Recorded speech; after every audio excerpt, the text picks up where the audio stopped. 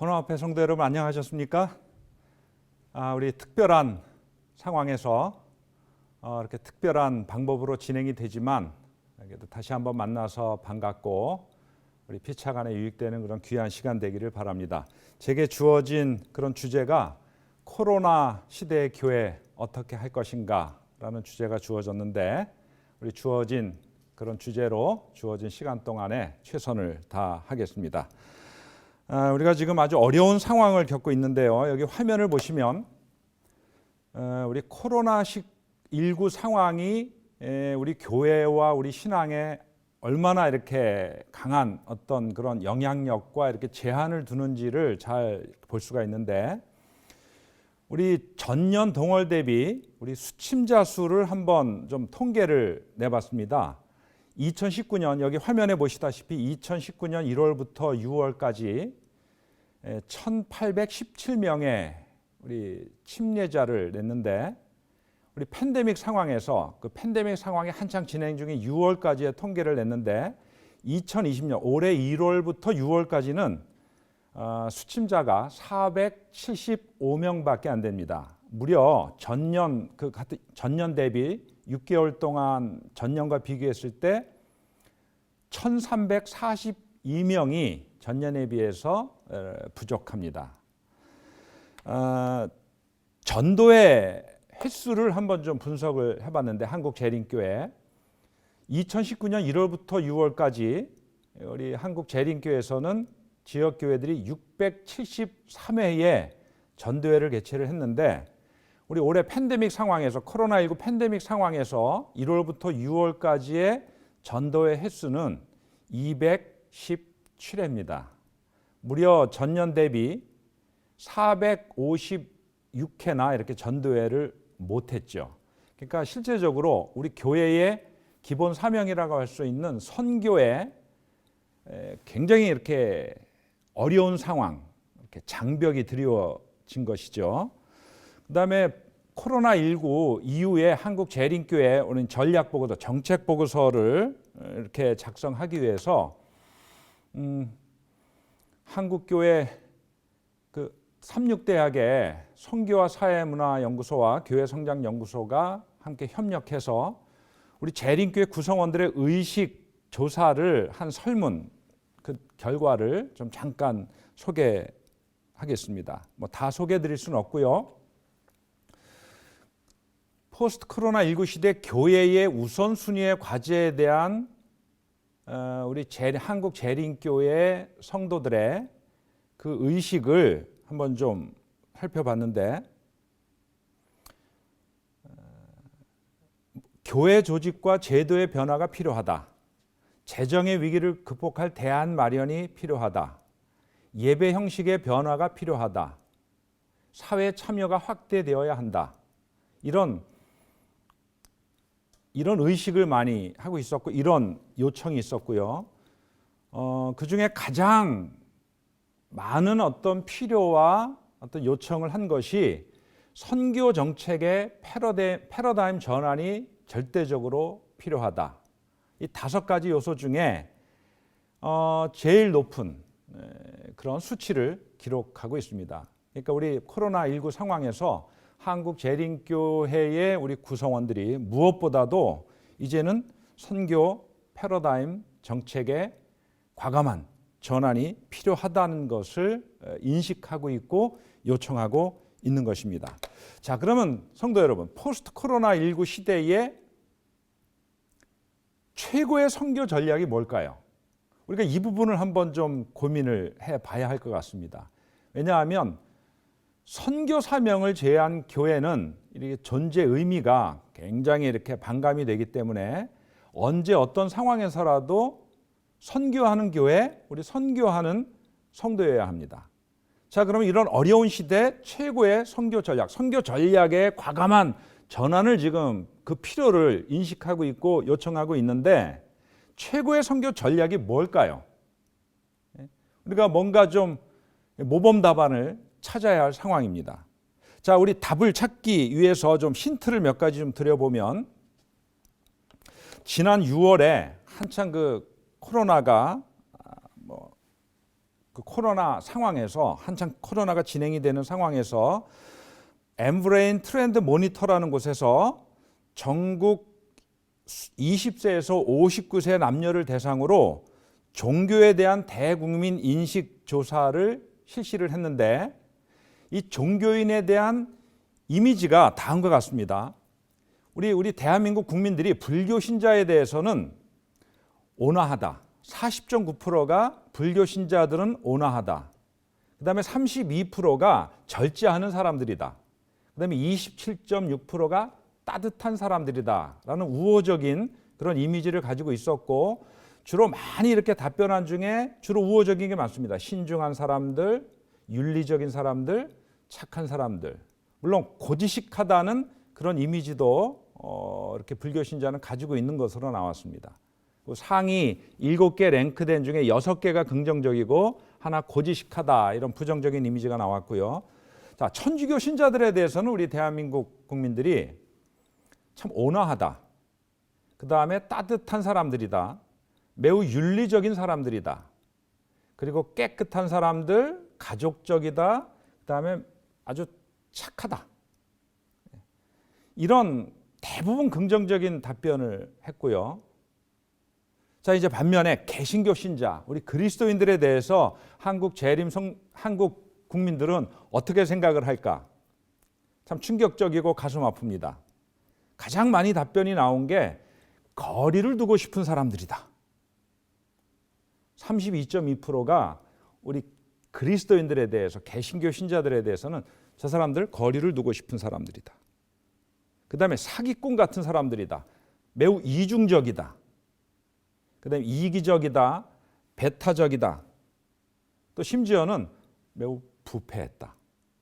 자, 한국의 주요 3대 종교인, 종교에 대한 이미지가 참 이런데 유독 그리스도인, 개신교 신자에 대해서는 굉장히 부정적인, 거의 부정적인 답변이 주류를 이루고 있습니다. 자, 교회의 상황이 그리스도인들에 대한 어떤 이미지가 이렇다는 것은 꼭 그들의 판단이 잘못됐다고 할 수 없어요. 문제가 있는 것입니다. 그래서 내부적으로도 지금 가나안 성도가 300만이나 된다고 합니다. 지금 현재 대한민국의 이 그리스도인 가운데 가나안 성도는 여러분 가나안을 거꾸로 좀 읽어보시기 바랍니다. 그러면 안 나가 성도입니다. 안 나가 성도. 성도인데 교회를 안 나간다는 것이죠. 말씀대로 살고 싶고 정말 신앙생활 제대로 하고 싶고 하나님 제대로 믿고 좋은 교회 다니고 싶은데 교회를 안 나간다는 거예요.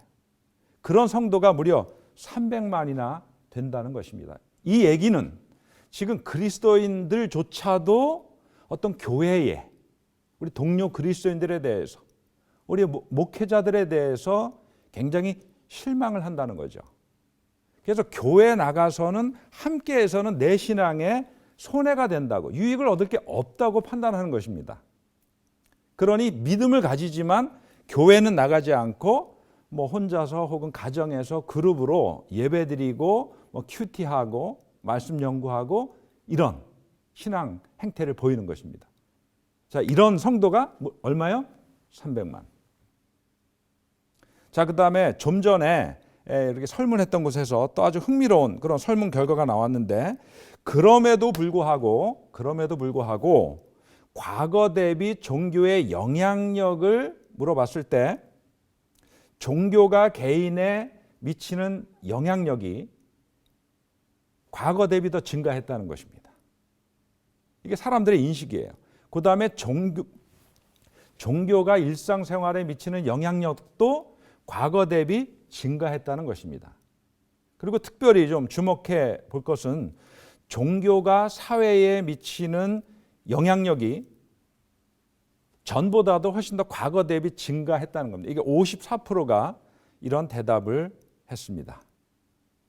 자, 그러면 다시 한번 묻겠습니다. 포스트 코로나 19 시대에 최고의 선교 전략이 뭘까요? 전도회를 많이 하는 것입니까? 전도지를 많이 이렇게 분급하는 것인가요? 전도 훈련을 우리 성도들에게 많이 시키는 것일까요? 다 중요합니다. 근데 지금 이런 어떤 여러 가지 어떤 설문이나 이렇게 사회 현상이나 어떤 교회 내부 상황이나 한국 기독교의 내부 상황 이런 걸 종합해 볼 때 이 포스트 코로나19 시대 그리고 앞으로 최고의 선교 전략은 교회가 교회다운 것입니다. 교회가 신뢰를 회복하는 거예요. 우리 그리스도인이 목회자가 신뢰를 회복하는 일입니다. 교회가 지탄받고 목회자가 신뢰받지 못하고 우리 그리스도인들이 혐오와 배제의 대상이 되어가면 교회가 그 무엇을 해도 사람들은 반응하지 않아요. 자, 그래서 이 시점에 저는 개인적으로 확신을 하는 것은 이 시대, 포스트 코로나19 시대 앞으로 최고의 선교 전략은 정말 교회가 교회다운 교회가 되는 것입니다. 지금 교회에 초점을 맞춘 강의이기 때문에 건강하고 성숙한 교회가 되는 거예요. 뚜렷한 정체성을 가지고 선교 사명에 충실한 교회가 되는 것입니다. 자, 이러면 하나님께서 역사하시고 사람들이 주목하고 반응하게 돼 있어요. 그러니까 좀 더 많이 우리가 이 부분을 고민을 해야 될 것 같습니다. 자, 다음 그림을 좀 보시기 바랍니다. 자, 이 그림이 오늘날 꽤 많은 어떤 오늘날 교회의 상황을 나타내는 그런 풍자적인 그림인데 무엇이 문제입니까?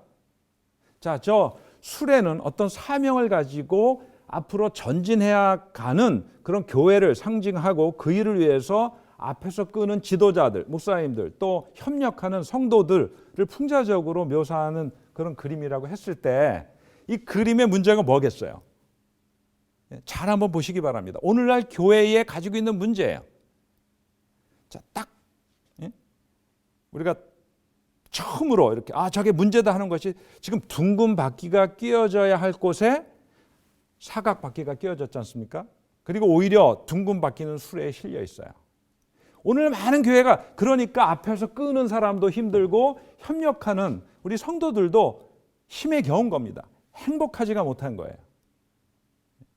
자, 이미 하나님께서는 이 계시된 말씀과 또 이 마지막 시대를 위해서 선지자를 통해서 우리 교회가 어떻게 해야 될지 중요한 원리와 방향을 다 제시해 주셨습니다.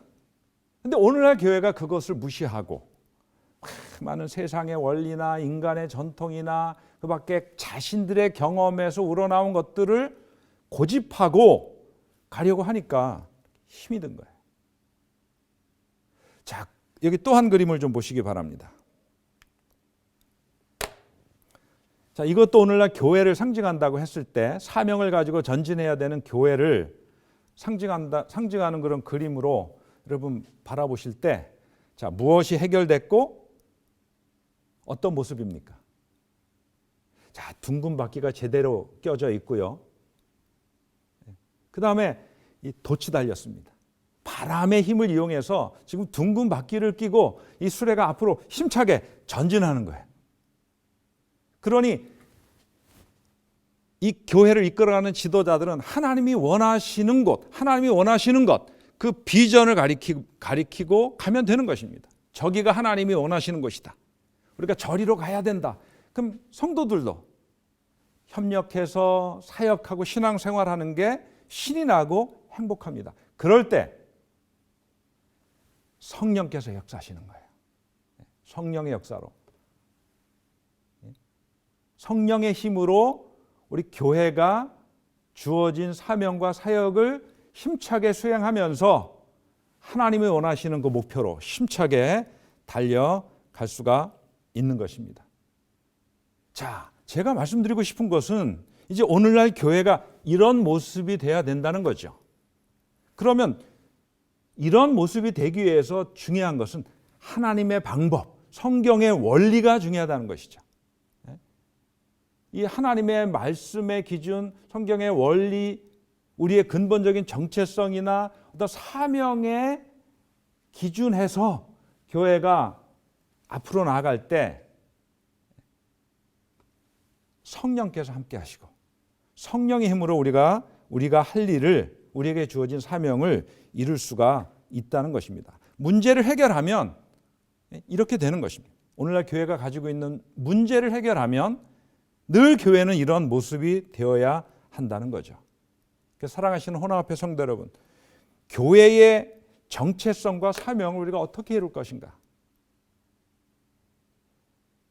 자, 지금까지 우리가 여러분 이렇게 왼편 사각 바퀴를 끼고 뭔가 앞으로 전진하려는 그런 수레와 같이 우리가 교회의 정체성과 사명을 이루기 위해서 저런 모습으로 오지는 않았는가? 한번 좀 우리가 철저하게 우리를 좀 정직하게 바라보고 문제가 있다면 이제 바퀴를 갈아 끼워야 할 것입니다.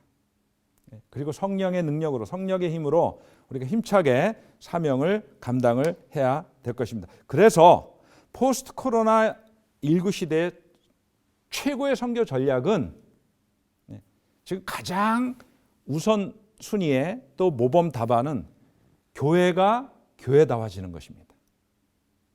뚜렷한 정체성과 사명을 가진 그런 교회가 되는 것입니다. 한마디로 정말 건강한 교회가 되는 것이죠.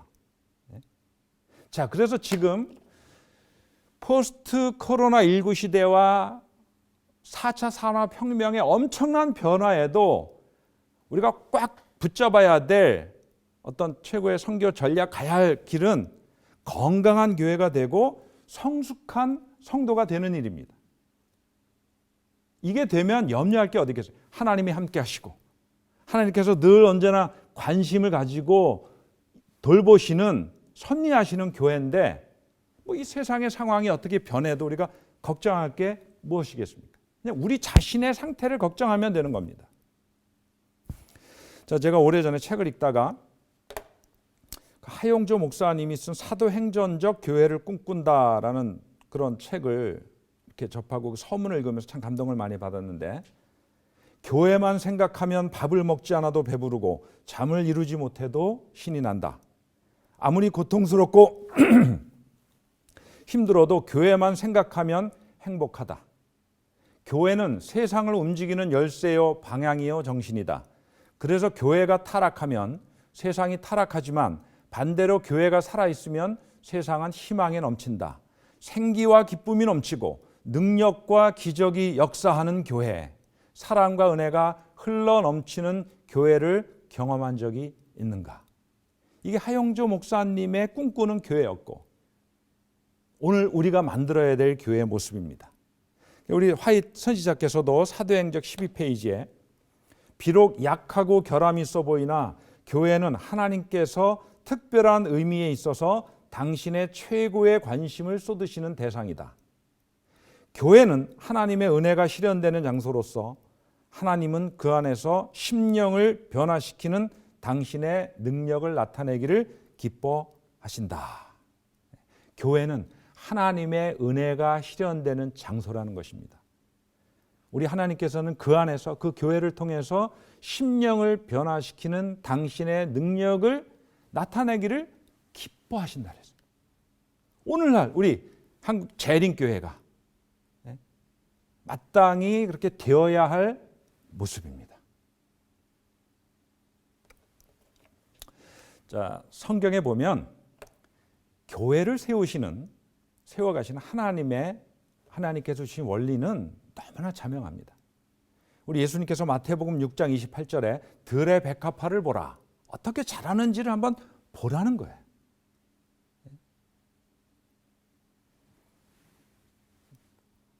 저절로 하나님께서 제정하신 어떤 천연계의 법칙에 따라 들의 백합화가 근심 걱정 없이 잘 자라는 것입니다. 그리고 우리 사도 바울은 고린도전서 3장 6절에 나는 심었고 아볼로는 물을 주었고 하나님은 자라게 하신다는 거예요. 하나님이 자라게 하신다는 겁니다. 이게 하나님이 교회를 세워가시는 하나님의 원리예요. 하나님이 다 마련해 놓으셨고, 저희는 그냥 단지 심고 물을 주면 하나님이 자라게 하신다는 겁니다.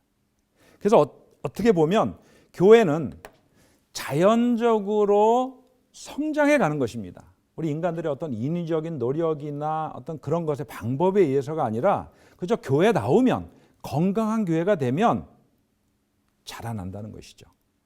그래서 Natural Church Development, Natural, 하나님의 어떤 전적인 은혜와 이미 주어진 은혜와 능력으로 교회가 세워져 가고 자라간다는 거예요. 그리고 Development, 우리 인간들의 순종과 헌신을 통해서 하나님의 원리가 이루어지는 것이죠. 자, 이 부분에 대해서 우리 엘렌 화이트도 우리 목사와 복음교역자에게 보내는 권면에 분명히 이 사실을 지적하고 있습니다. 하나님께서는 친히 제정하신 법칙들의 조용하고 규칙적인 작용을 통해서 일하신다. 영적인 사물에 있어서도 이것은 마찬가지이다. 또 실물교훈에서도 하나님의 법칙을 순종하기 때문이다. 자, 이제 처음에는 싹이요, 다음에는 이삭이요, 그 다음에는 이삭에 충실한 곡식이 되는 것은 뭐라고요? 하나님의 법칙을 순종하기 때문이다. 주께서 이것들을 때를 따라 발육시키는 것은 그것들이 주의 역사에 반항하지 않기 때문이다. 우리 선지자의 기별입니다.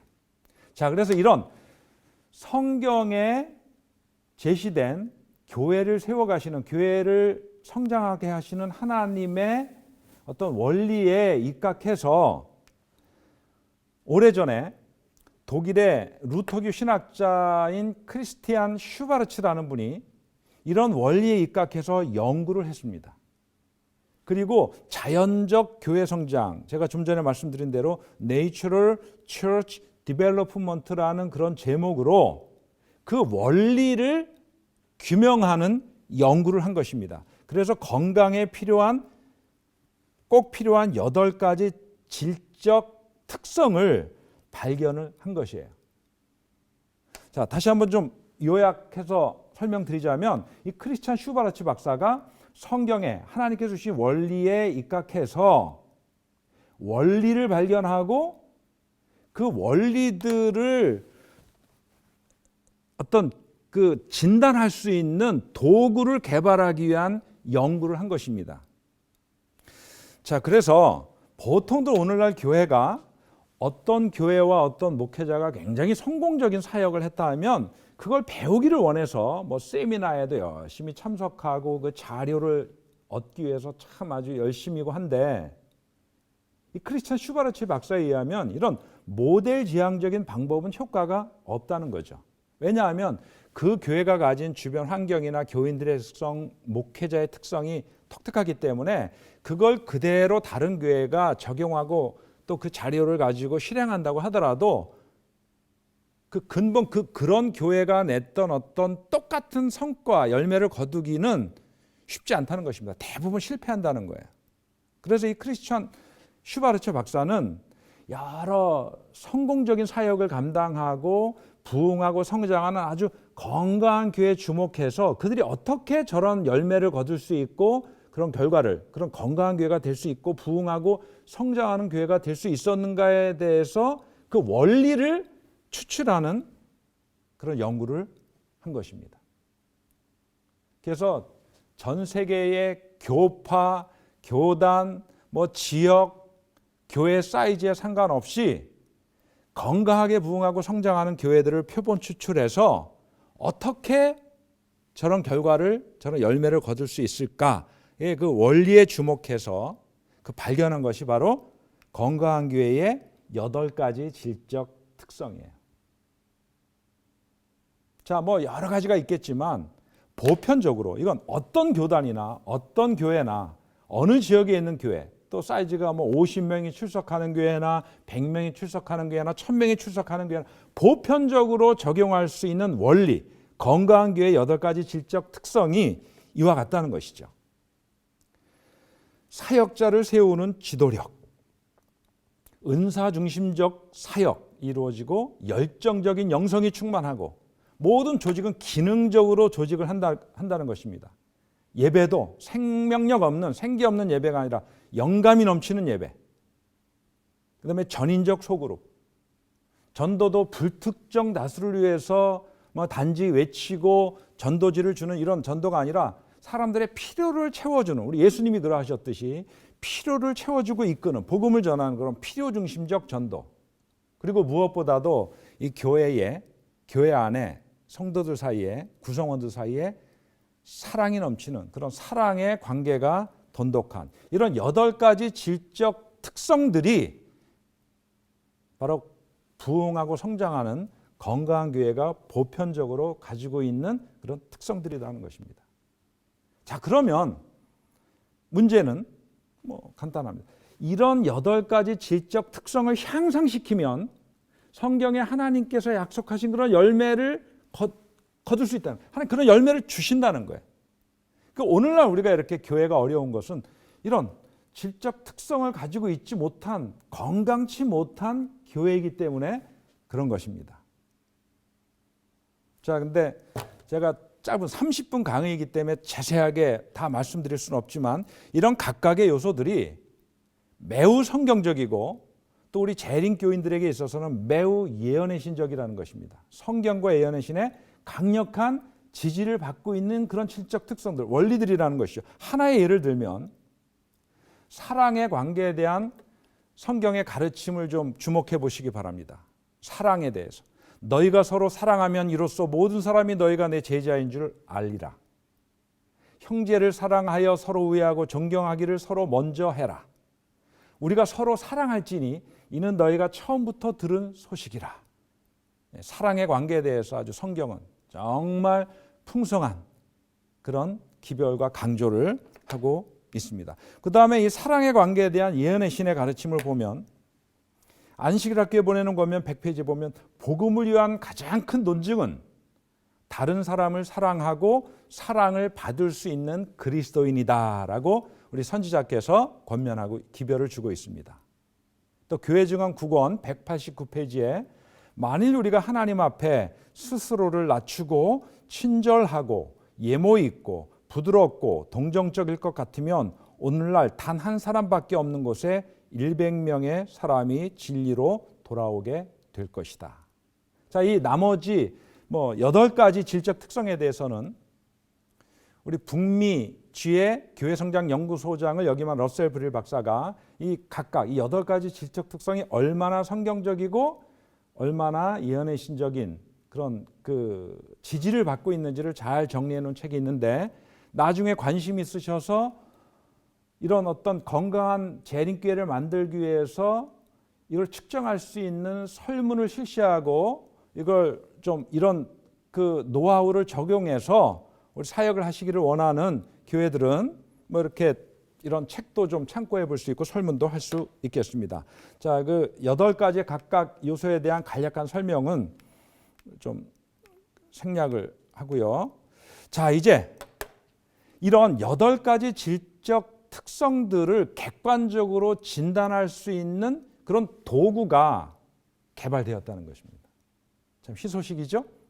자, 원리들을 추출했고 그 원리들을 진단할 수 있는 그런 설문 툴이 개발되었습니다. 그래서 이건 한 교회가 그런 설문을 통해서 이 8가지 질적 특성의 현재 모습을 잘 보여주는 것인데 보통 50포인트, 50점이 건강이 양호한 것이에요. 이 교회는 보면 평균적으로는 47점인데 비교적 양호하지만 그래도 더 건강을 위해서 노력해야 될 그런 교회 모습이고 사역자를 세우는 지도력이라든지 은사 중심 8가지 질적 특성의 지금 현재 어떤 건강도랄까 이렇게 상황이 잘 이렇게 묘사되어 있고요. 자, 지금까지 한 세계적으로 7만여 교회가 이런 설문을 통해서 교회가 진단을 받았는데 그 조사 결과 성장하는 교회와 감소하는 교회는 8가지 질적 특성 분야에서 현저한 차이를 보인다는 겁니다.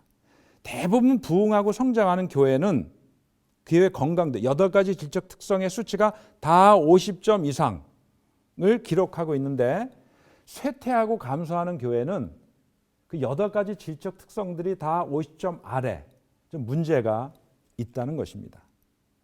그래서 이 크리스찬 슈바르츠 박사가 쓴 자연적 교회 성장 40페이지에 보면 8가지 성장 조건 중에 매 요소가 65점을 넘어서면 통계학적으로 교회는 99.4%의 성장률을 보이며 이러한 통계에 대해 전 세계에서 한 번도 예외는 없었다. 자, 사랑하시는 성도 여러분, 건강한 교회는 그저 주어지는 것이 아닙니다. 이미 하나님께서 주신 그런 원리와 원칙들, 방법들을 교회와 성도들이 적극적으로 순종하고 노력할 때 교회가 건강해지는 것인데, 이 건강한 교회의 보편적인 원리들과 이것들을 진단할 수 있는 그 설문 툴이 있다는 것은 우리 저와 여러분들에게 참 희소식입니다. 앞으로 교회가 더 건강한 교회가 되기 위해서 이런 어떤 원리들을 붙잡고, 이제는 뭐 침례자 몇 명 내고 11조 얼마고 뭐 교회를 어떻게 규모를, 이런 고민 걱정보다는 어떻게 교회를 건강하게 만들 수 있을까, 하나님이 원하시는 그 성경의 원리대로 교회를 세워갈 수 있을까를 고민을 하셔야 됩니다. 자, 이제 강의를 시간이 됐기 때문에 마치면서 제가 우리 성도 여러분에게 드릴 우리 남은 자손에 대한 우리 하나님의 기대와 하나님께 주신 선교적 약속이라고 확신하고 함께 나눌 내용이 있습니다. 스가랴 8장 23절입니다. 만국의 여호와가 이르노라. 그날에는 방언이 다른 열국 백성 10명이 유다 사람 하나의 옷자락을 잡을 것이라. 곧 잡고 말하기를 하나님이 너희와 함께 하심을 들었나니 우리가 너희와 함께 가려 하노라 하시니라. 스가랴 8장 23절 말씀. 하나님의 때가 되면 가나안 성도 300만이 진리를 찾기 위해서 방황하는, 아직도 진리를 알지 못하는 그런 이방 사람들 10명이 참된 하나님의 백성 한 사람의 옷자락을 잡고 하나님이 너희와 함께 하심을 우리가 보고 들었다. 그래서 나도 너희와 함께 가고 싶다. 이런 날이 있을 것이라는 우리 하나님의 약속입니다. 이것이 저는 개인적으로 남은 자손에 대한 우리 남은 자손, 우리 하나님 제7안식 예수 재림교회의 비전이고, 이것이 우리에게 주어진 하나님의 선교적 약속이라 확신합니다. 이 어려운 때 이런 약속 붙잡고 희망을 가지고 정말 우리가 무엇을 고민하고 무엇을 위해서 우리가 순종하고 열정을 불태우고 헌신해야 될지를 분명히 이렇게 확신하는 가운데 건강한 교회, 성숙한 성도가 이 시대 모범 답안임을 우리 혼합회 성도들이 함께 다 이렇게 확신하고, 이를 위해서 모든 교회들이 다시 한번 활력과 열정을 얻게 되시기를 간절히 바랍니다. 우리 첫 번째 우리 강의는 이것으로 마치겠습니다. 감사합니다.